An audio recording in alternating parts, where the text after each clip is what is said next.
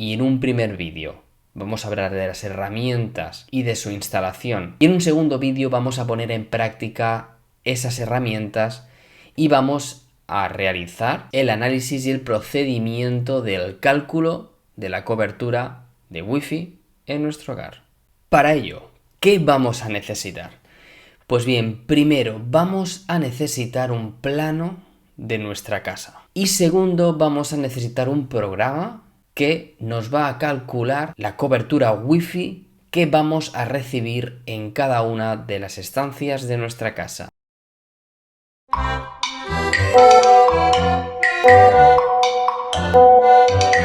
¿Otra vez? No me lo puedo creer.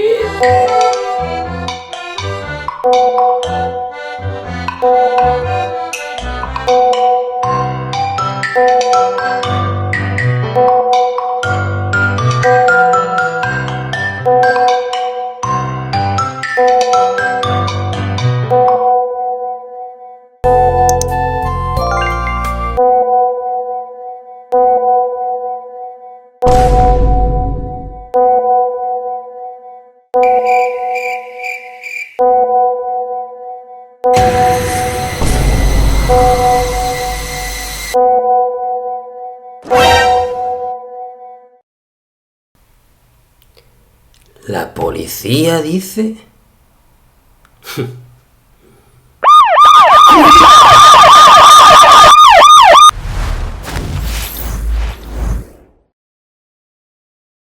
Pues bien, después de realizar nuestro mapa de cobertura, quería ampliar la información que tenemos con unos speed tests que he realizado en algunas de las habitaciones para que veáis realmente cuál es la velocidad que recibo en algunas estancias en concreto. Y es que el router que tengo en la planta de arriba, el router Wi-Fi que tengo en la planta de arriba, es un router de apenas 20 euros que podéis encontrar en Amazon. Es un Asus RTN12 y es muy sencillo, de hecho no tiene ni puertos de giga.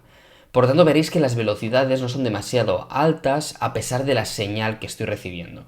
Con lo que tenemos que tomar de base una velocidad de 100 megasímétricos a pesar de que yo tengo contratados 300-300. El tema es que para no desechar ese router, y ya que en la planta de arriba todos los dispositivos Wi-Fi que se conectan a este router no necesitan demasiado ancho de banda, ya me va bien. Por lo tanto, decidí ampliar la cobertura en la planta de abajo con un nuevo punto de acceso más potente. Vamos a ver las pruebas de velocidad y nos vamos a las conclusiones finales. Pues bien, vamos a empezar realizando una prueba de speed test justo al lado del router. Como veis aquí, la potencia es totalmente verde, es muy buena. También os recuerdo que este router tiene solo puertos de 100 megas, con lo que no vamos a pasar la barrera de los 100 megas en ningún momento. Pues bien, justo al lado del router empezamos la prueba y tenemos unas velocidades de 30, 40 de descarga y de subida pues más o menos lo mismo. Repito, es un router muy barato, muy sencillo y que para nada necesito que sea más potente, sobre todo en la planta de arriba, donde tengo la mayoría de cosas cableadas y los dispositivos no necesitan tanto ancho de banda. También hemos probado este otro speed test cuyas velocidades son muy similares. Pues bien, ahora vamos a movernos y vamos a hacer un speed test en el recibidor, es decir, en el vestíbulo. Para ello me muevo hasta aquí, hasta el vestíbulo, y vemos que tenemos una cobertura de color naranja, de menos 59 más o menos. Le damos probar de nuevo y vemos que más o menos la velocidad es muy similar, ¿vale? A la que tenemos al lado del router. Pues bien, ahora sí nos vamos a mover a la planta de abajo. En la planta de abajo vamos a hacer dos pruebas de velocidad. La primera en el despacho, donde teníamos una cobertura de color rojo, como veis aquí, de unos menos 73. Le damos a realizar prueba y veis que ya la descarga es muy mala, llegamos a los 11 megas y la subida igual de pobre. Finalmente vamos a realizar un speed test en la última habitación que habíamos medido. Aquí la calidad mejora un poquito, vamos a los menos 67, pero si hacemos un speed test los valores son un poquito mejores que en el despacho, que lo teníamos en rojo, pero siguen siendo bastante malos. Pues bien, llegados a este punto, ahora la pregunta es, bien, ¿y ahora qué conclusión saco de todo esto? En mi caso, como veis, la planta de abajo es la que sufre más, es decir, es la que tiene peor cobertura, por lo que decidí reforzar esa planta. Otra opción hubiera sido, por ejemplo, colocar un router mucho más potente en la planta de arriba, de manera que la señal se propagara mucho mejor. Pero como ya hemos visto en vídeos anteriores, la propagación de la señal Wi-Fi con antenas omnidireccionales que llevan todos los routers no es fácil traspasar la cobertura entre plantas. En cambio, la planta de arriba, como es bastante cuadrada y tengo el router bastante centrado, vamos a decir, la cobertura llega muy bien en todas las estancias y no tengo ningún tipo de problema de cobertura en la planta de arriba con el router que ya os mencionaba antes de apenas 20 euros. Por lo tanto, decidí no desecharlo y dejarlo funcionando.